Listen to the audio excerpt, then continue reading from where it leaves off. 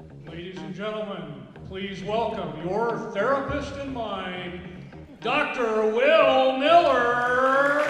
Everybody has issues. But first, we're going to talk about what's wrong with me. When I was 4 years old, it was very clear that I had a pretty significant case of attention deficit hyperactivity disorder.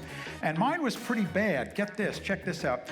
I became an altar boy. I'm an ADD altar boy, which is actually kind of cool because that means instead of sitting and squirming in the pew, you're up there you're on the show. You're up at the stage. It was great. There's a lot to look at. I'm 9 years old and I'm like, wow, looking at the casket. Oh my God, And I was an acolyte, a candle kid. And the next thing I know, not paying attention, ADD, not paying attention. And the kid next to me goes, hey man, you're on fire.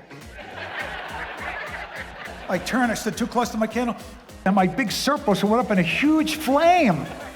The ADD. And I turned and went, whoa. Glory be to God, the boy's on fire. I often wondered years later, it's like if there was some non-Catholic in the place, if they're going, is this what they do? They light up a boy? Is this part of the ceremony?